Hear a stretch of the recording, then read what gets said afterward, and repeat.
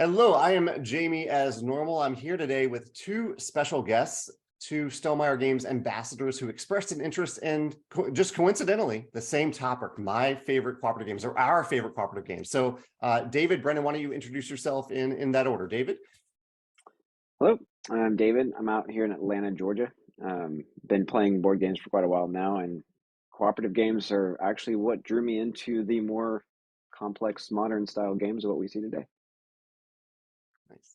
And hi, everyone. I'm Brennan. I'm from Columbus, Ohio. I'm a Stonemaier ambassador, champion, and a Toma playtester as well. So cooperative games are something that I talked about on this channel in almost probably 5 other videos at this point. It's a genre that I really appreciate, admire. I'm working on a cooperative game, so I think about them a lot. And I asked ambassadors recently if there are any topics that they wanted me to revisit and that they might even want to participate in a video about it. And both Brennan and David independently said that they were excited about cooperative games. So before we jump in, I'd love to hear from each of you in general. What is it that made you say you wanted to be a part of a cooperative games video? What excites you about this genre of games? Brennan, why don't we go with you first here? Sure. Well, I knew that I could make at least a top 10 of cooperative games, so that was probably my first criteria. And I don't know, I've just always been drawn to cooperative games. I really like just the cooperating nature and everyone working together on the same puzzle. I think it works really well in a game atmosphere. What about you, David? Yeah. Well, it's a little more easy for me. I mean, I have a wife, and to get her to play games with me usually requires us to play cooperative. I have a very competitive nature, so it can be pretty intense if I play competitive games, and so I like people playing with me. So therefore, I started bringing cooperative games to the table. But I do find that they are. It's just really enjoyable to not get some of that take that kind of mechanic sometimes, and actually be able to like conquer together. I think that's probably why D&D has been such a resurgence right now, but that's kind of the direction for me. That's great. Well, I'm glad you're both excited about this genre of games, and I am too. And so let's start out with your fellow ambassadors. Pick some games. I am highlighting games that were mentioned by more than one ambassador here. So multiple people mentioned these. In alphabetical order, we have Aeon's End, Arkham Horror LCG, Cthulhu Death May Die, Gloomhaven / Frosthaven, which I didn't combine those two. I noticed a lot of ambassadors just combine them into the same game, essentially, at this point. Horrified, Mansions of Madness, Marvel Champions, Marvel Legendary, Marvel United, Mechs vs. Minions, Pandemic, Pandemic Legacy, Role Player Adventures, Sleeping Gods, So Clover, Spirit Island, The Crew, Too Many Bones, and Zombicide. That list, I would say, is longer than normal. Usually ambassadors are picking a lot of random games all over the place, but this a lot of duplicates here on this list. So let's roll into our honorable mentions. We did a pretty tight list here, 3 games each, which was very tough for me to do. Usually I do 10. Brennan, you mentioned you should do at least 10. David, you probably have 10 on your shelf behind you there. So we had to narrow it down to 3. So I'm sure we have some honorable mentions. David, why don't you share your honorable mentions first? Yeah, this was it's really hard. This was so hard because there's some games that I'm really excited about that I haven't actually got to play a lot. Like I have ISS Vanguard sitting on my table right now because I'm literally just trying to get into that. I just don't have enough time in the day to play games that I'd like to. But let's go to the honorable mentions. So even that was a freebie. Sorry. I would say Massive Darkness 2 is an honorable mention because it's one of the best one-shot dungeon crawlers in the market. There's so much content, endless replayability, and asymmetric classes are just endlessly fun and interesting. Then moving on from that, I would say Marvel United is an honorable mention, even though it's very popular with my friends as well. It's fast, under an hour to play a game usually, easy to set up and teach. Great entry for non-gamers. Challenging but never feels impossible, also kind of important. And there's so many variations, and I mean, come on, guys, you get to play as your favorite superhero, so what's not to like about that? And then last, this is a little bit different than a lot of things I probably play, but 5 Minute Dungeon, if you haven't heard of that, it's a real-time card game dungeon boss battler. So fun. I literally force new gamers to play it. I'm strap them in, be like, you're going to play this. I mean, but the cards are clear, easy to understand. Like it scales so well. I mean, and even as a newbie, like, when you're playing your first boss, it's like, you can just barely win, even though if you played through it a lot, you come back like, oh, this is easy now. So I don't know if the replayability is super strong there, but it's just, I mean, every time I have a new person, I love playing it. But if I have a bunch of people together playing it, then I'm like, So that kind of like knocks it down into more of an honorable mention. Awesome. What about you, Brennan? I just have a couple of games that's similar to David. Most of my honorable mentions were some that I just haven't played enough, or I'm in the middle of a campaign, as you'll see. But I would say The Mind, I would say Sleeping Gods, Pandemic, but specifically the Legacy version. I'm almost done with season 1. Exit escape room games I find really fascinating. We recently did the Advent calendar this year, which was super fun. And then Paleo was really close to making my list. I love the exploration in that game. So yeah, those are my honorable mentions. And then I included the two. So Stonemaier games, we have cooperative modes in Wingspan and Scythe, but I don't think they're used very often. Some people don't even know they're there. But we do have, I have Smitten, little 2-player and solo cooperative game that I designed because like David, Megan and I are competitive, but we like cooperating often when we're playing just the two of us. So designed Smitten for us to play. And then there is, of course, Viticulture World, the cooperative expansion for Viticulture, inspired partially by the Orleans invasion expansion for Orleans that made Orleans cooperative. And then I also put Horrified, Just One, and Time Stories. And Time Stories probably, if we were doing this 5 years ago, definitely would have been in my top 3. But they haven't really done anything new with it for quite some time. They may not be doing anything, but I love Time Stories. And yeah, so a couple years ago it would have been on the list. Yeah, and So I'll preface that. No, sorry, Yeah. I'm interrupting. I will preface that all the things that I've been doing are designed to be cooperative from the beginning. So like no expansions were included in any of my things. Okay. Because I do love like Smitten, and well, Smitten is definitely one that I forgot about. That's on my shelf. So Well, let's jump in. Brennan, why don't you share your number 3 and what you love about it? So this probably wouldn't actually make my top like 3 cooperative games, but I have to pick Just One as my number 3. It works well with so many different groups. I've played it with my grandparents, my parents, people that don't even like board games, and it just gets to the table at every single party that I go to. I gave it to 2 family members as Christmas gifts this year because they asked for it.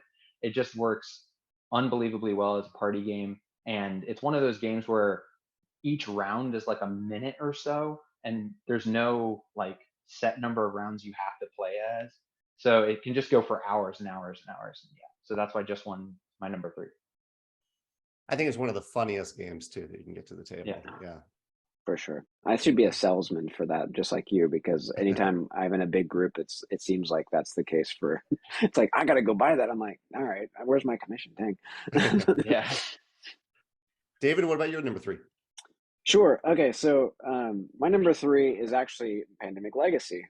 So I have 0 here because I've gone through 1, 2, and now this is the latest one.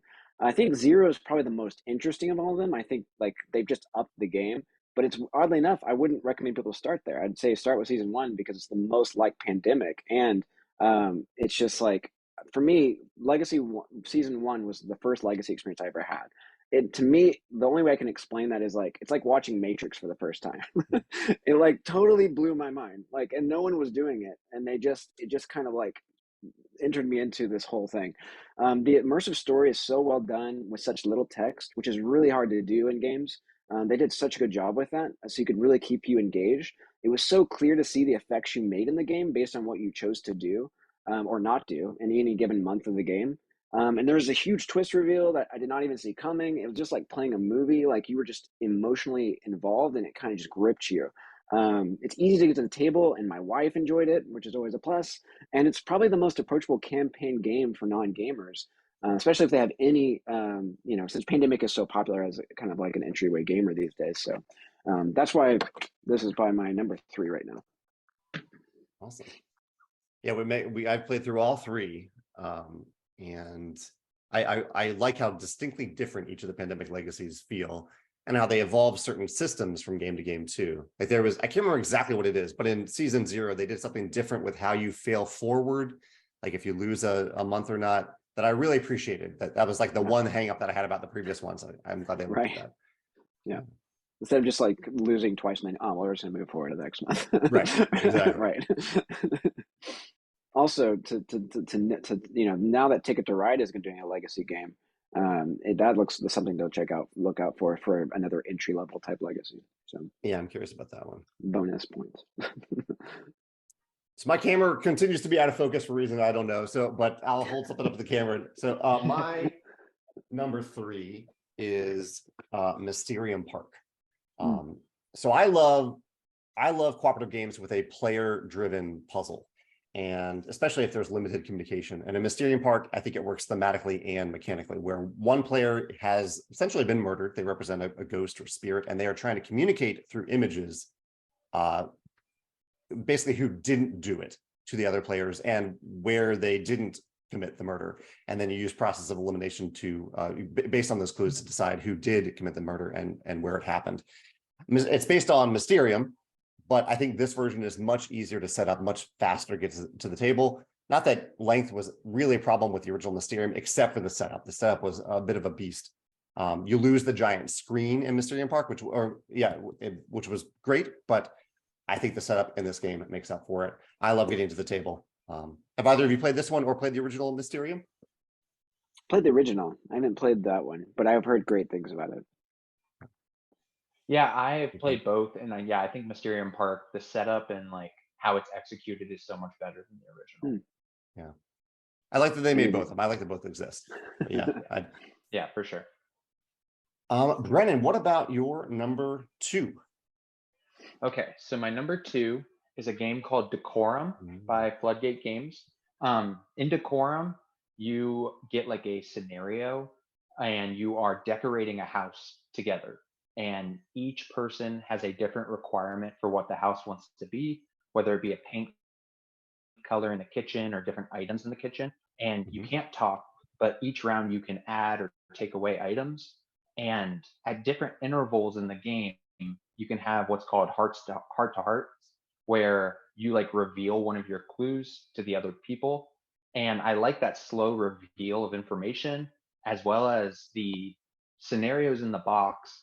They're interwoven in such a unique way that like after you are done with the puzzle, you're like, oh wow, like I did this because of this. And it's a perfect logic game. I play it with my wife a lot. It goes up to 4, but the 2-player mode is really, really good. And then there's like a different mode for 3 and 4. I like it at that as well, but the 2-player is where it shines for me. That's good to know that it plays so well at 2 players. Yeah, that's awesome. That's been on my list, so it's great to know that it plays so good at 2, because I think my wife would really like that. It's like you're seeing like there's like a trend in a lot of things I'm saying. Yeah. Otherwise, I play a lot by myself, I guess. But no, I'm just kidding. What about your number 2, Oh, David? it's my turn. Okay, yeah. So mine. People might not think this is a popular number 2, but for me, it's actually Zombicide. So this, first of all, like this was the original series is what kind of got me into board gaming, and because I just saw like the potential where it goes. What I like about Zombicide in general is that there is a genre for everyone now. I mean, there's Western, there's like modern, there's fantasy, there's futuristic, aliens, whatever, and that's really cool. So like there's something for everyone there. But it's so simple to teach. I mean, when I get it set up, I can literally start playing and just teach on the fly because it's just that easy. And that's pretty cool. The sandbox element is also something that's really important to me. It's just endless creativity. I mean, depending on who I'm playing with, like I can make games shorter, longer, easier, harder. I mean, I know it comes with scenarios that you can set up, but I rarely use them. I usually just set it up however I want because I just know the game so well that I can just kind of like figure out what I want to do with it. And a great example is like the experiences that it brings to the table. I went to a CMON Expo back, quite a few years ago, and they did these like game nights with Zombicide, and they had like 2 different games set up on different tables, but they're connected, so you're like on teams. And then they had like all these little things where you could like teleport over to the other board on the other table and you can play, and and they had one GM kind of person that's walking around kind of like managing it and kind of like would slip stuff to people randomly, and it was just such a cool experience. And I was like, it just blew my mind. I was like, wow, I could like, you can do anything with this. And so the reason I choose second edition, just to kind of move on to that, really when they started adding the expansions like the Fort Hendricks and some of those things, there's one element, this mechanic of they lay these cards down on the board that when you interact with them, you flip them over and it like furthers the story. it's such Okay. a simple idea, but it really immerses you into a game even more than just gotta find an exit, get to an exit or something. You know what I mean? Like there's like actual elements that can like pop, be really bad for you or really good for you. And it's so fun that I've actually, when I play with people now, I usually just pull a random one scenario out of a campaign and just set up that way, just because it's like every person's always like, wow, this is so much more fun than I thought. So, so Zombicide has a close thing to my heart, and that's why it's number two. That's one that I still need to play. Somehow it's evaded my entire group. I don't think I know anyone in my group who's played this. So I need to get that to the table. Brennan, have you played Zombicide? I haven't. I typically am like the main like heavy gamer of my group, so to pick up a game like that, I feel like it would intimidate a lot of them with just the amount of minis and everything. But I would love to try it at some point. Oh, it's so easy. Like, I mean, like it looks so intimidating. Not like Scythe looks intimidating when you set it up, because there's so many things. But because it's like once you start playing, it just makes so much sense. Like it's just like really thematically makes sense. That's how I feel like Zombicide. It's like once you just have it set up and you actually just say you're just doing the three things and you're either shooting or moving. You know what I mean? Or like it's like it just people like end up having a blast. It's like wow, I can like take all my aggression out and kill things. You know, even though it's like a bunch of the most passive people that ever to sit at your table, they become zombie killers all of a sudden. So no, it's great. Awesome. Well, I have one on the opposite end of the spectrum, but it's kind of a sequel to what Brennan talked about as his number three, and that is So Clover. So Clover is the follow-up to Just One. And for a while, I probably would have picked Just One over So Clover, and I would gladly get either of them to the table. But So Clover scratches a very similar itch to Just One in that in both games, but I'll talk about So Clover specifically, you get to interact with both sides of a puzzle. You're giving clues, and you get to feel clever when you're giving clues. And So Clover, you're giving clues based on cards that are on your four-leaf clover hill here. But you're also on the other side where cooperatively, when someone else reveals their clues, you are trying to piece together that puzzle and figure out what they were talking about, what they were thinking about when they give those clues. I really like interacting with both of those sides of the puzzle in a player-driven puzzle cooperative game. And So Clover is just, I don't know, I like feeling clever in both of those ways. And I like feeling sometimes a little stumped in both ways when you're really trying to figure out what did your friend mean when they wrote down this clue. Yeah, I've had a blast with both of them. So Clover currently is my number two favorite cooperative game. Wow, I've never heard of that. That sounds very fascinating. Yeah, it's really, really good. David, why don't we go to you for your number one favorite cooperative game right now? I know this could change over time, but right now, what is it for you? So it's a little early. I've only been playing this game for 6 months now.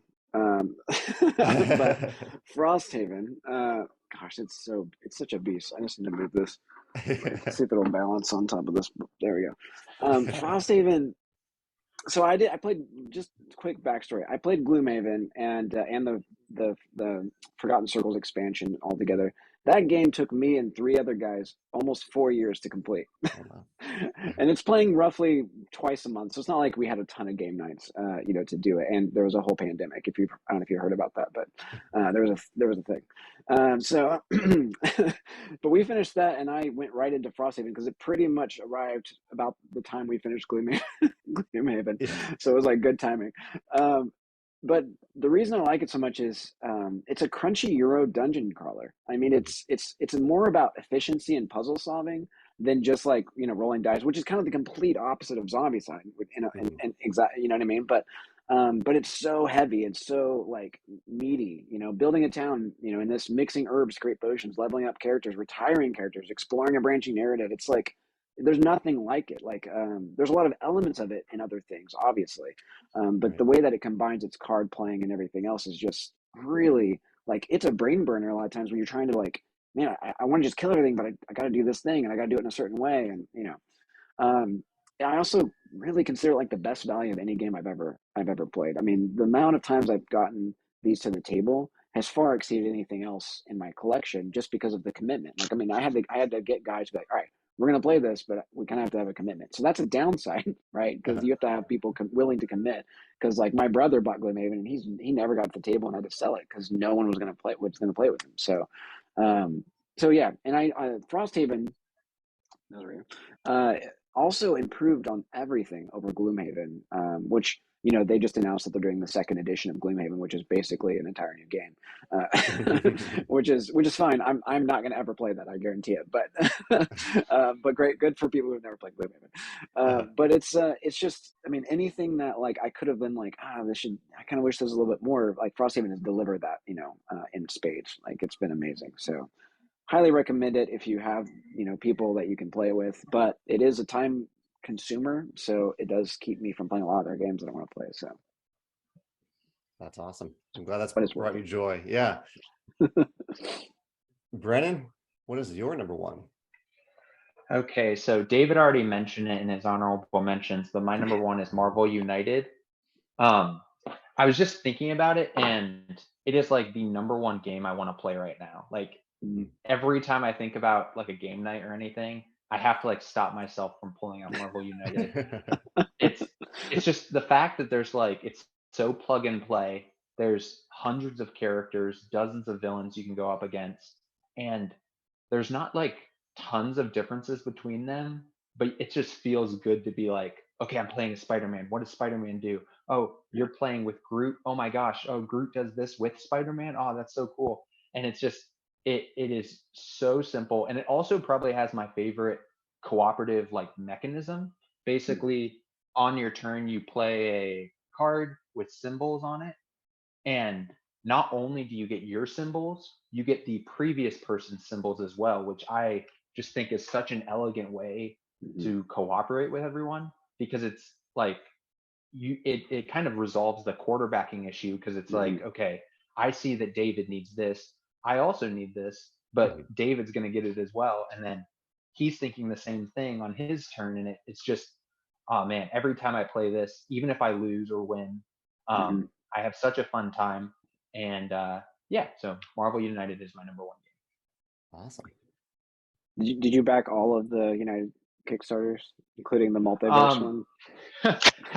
So I got into it a little bit late, and I just got like the base games, so the X-Men and the Marvel United, and then I backed like the core pledge of the new season and the Sinister Six stuff, because I can't wait to do all that. I backed the first two, but didn't back the third because I was like, this is too much. Like, oh no, it's way too much. I was like, so I think you did the right thing. Yeah. I played the X-Men version. A friend got that and was really, really excited about it. I will say that when I think the X-Men added the option of playing like an additional player to be like the bad guy, and everyone played against it, and that was surprisingly really clean. It didn't feel like an added on mechanic just for like, we're going to do something different. And people, I mean, they really enjoyed it, just being evil and losing or winning, mostly losing. It's definitely like a master class on like simple mechanisms, and then how far can we push it? And they pushed it so much further than I would have expected. Yeah. Awesome. Well, great picks. I like both of those picks. Mine is maybe a little bit more similar to David's. It is role player adventures. A lot of my favorite campaign games are also cooperative, and role player adventures is my favorite of those cooperative campaign games. I have a whole video about the things that I truly love about this game, but a few highlights are, I love how the campaign builds to a great climax at the end that looks back at many of the things that you've done. There's so many consequences in this game that pay off later, or at least have meaning later in the campaign. And just the puzzle of it, I find really satisfying. It's a dice placement puzzle where you're trying to manipulate and gain more dice and then place them to solve a variety of different skill tests that want different types of dice and different combinations. But even though it is luck driven because of the dice, you have so much control over those dice, and because they're tied to where you place them instead of a random outcome. I really appreciate that.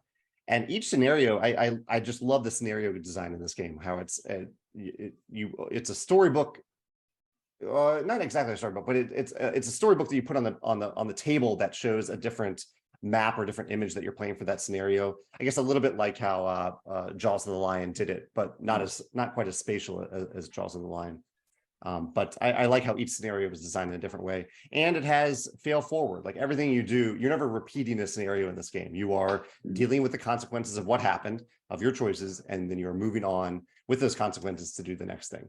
So it has so many things that I love about cooperative games, and many more things that I haven't mentioned here. Have either of you played? Oh, and it has an expansion coming out that I'm really, really excited about to further this campaign. Have either of you played Role Player Adventures? I have No. not got to play it. There's Role Player, which is very fun, and obviously you can use those characters that you build out to play that, which I find so fascinating. Yeah. And so it's like I have a dream list of games because there's just too many like bigger box games that I'm like I'm ready to get these to the table. And then there's like new things, right, that are constantly coming out that I'm like, oh man, like I have to like just stop and like assess and become like just a collector of boxes instead of actually playing games. Well, and that's really one of So, the things I liked about Role Player Adventures. yeah. Like, I appreciate the games like Frosthaven that have, 100 scenarios, but I like that this one, I think it was around maybe 10 chapters to get through a campaign. And so it Yeah. felt realistic that we could finish the thing that we started. Because there's no game that I'm going to play 100 times, but I Right. can play a game 10 times with Megan or with Yeah. friends. So, yeah. Yeah. So I love hearing your picks. In fact, I need to take notes about your final picks here in a second. But while I do that, let me know if you have any cooperative games or expansions to games, cooperative games that you are really excited about that are coming out in the future. Brennan, do you have any on your mind that you're excited about? Yeah, I mean, I if it counts, I would say Role Player Adventures and the I want to play through the Sleeping God sequel when it comes out and like the Pandemic Legacies. I've only gotten through one, so 2 and 0 I hear like both of you have said it just gets better, so I'm really excited for those. Um I'm excited for the Clank Legacy 2 because I've heard that there's some cooperative elements. I don't really know much about it, but that intrigues me. Clank's one of my favorite games ever, so I'm super excited about that. And then the Unmatched Adventures that was recently on Kickstarter, the Tales to Amaze. Unmatched is one of my favorite games, and I'm super excited for the cooperative version. Yeah, Nice. that's great. I totally hear you on that because one thing that launched today, or whenever this airs, in the past now, is the Stalker board game by Awakened Realms. They just launched. It's based on an old video game that is actually. I think Fallout actually took a lot of ideas from it. That's how old it is. But I played it. I mean, I played some games back from there. But it is what it is. But this game is kind of like a stealth kind of driven game, but it also has episode box for its campaigns, which I find very interesting. Similar to like Cthulhu, Death May Die, which I do love that too. It should have been an honorable mention as well, but I can only have so many. But then Jamey, kind of like what you mentioned with like the campaign. It's like each campaign. It comes with 3 different campaigns in the core game, and they're about 10 to 12 hours per campaign, which makes it much more like I don't know. It's like you don't have to commit as long to those, I guess, Yeah. to some degree. So I think that's really exciting. There's an upgrade expansion for an upgrade and expansion for Stars of Akarios by Games, which I think they're changing the names. I'm not sure. And that's supposed to be like Gloomhaven in space, is what they said the original was about. So there's a lot of issues with the first edition. So like they're supposed to have all that fixed in this when that's supposed to launch on a campaign somewhere this next month or two. So I'm really excited about that as well. But I think in the Zombicide had the White Death, which came out. I'm mildly excited about that. I wouldn't say I'm not excited about it, to be honest. Just because I have so much Zombicide that there's only small things about it that I find interesting. They'll be bringing that campaign element that I like in the modern to the fantasy, which will be cool. And think of the cooperatives. Oh, Iridia. How could I forget that? Man, I'm a huge fan of Zia and all just what forgot his name. Why can't I think of his name right now? Yes, Cody. Thank you. I'm such a big fan of him and his family, and like just the way he conducts himself, and the way he really spends time on these games to really make them really good. And I can't be more excited about Iridia. It's going to be probably one of my favorite big cooperative games coming down the pipe as well. But that's been in the works for a while, so it's still cooking, but it should be done soon. Yeah. both have mentioned a lot of the games that I'm excited about. I'm excited about Iridia, the Clank 2, which I think, Brennan, Clank 1 was not fully cooperative, but ended up feeling fully cooperative. But I think Clank 2 is fully cooperative. Oh, They made that change. Yeah. The Tidal Blades campaign looks beautiful. I'm really excited about that. And Sleeping Gods. I love Sleeping Gods almost made my list. But I'm pretty, based on what I've read about the new one, I'm really, really excited. And then one non-campaign game, I like Tranquility for kind of a Tranquility is a game that is it's a little bit like The Mind, but with a spatial element. And there's Tranquility the Ascent, which I backed feels like years ago now. I'm in no rush, but I am excited to get into the table when it finally comes out.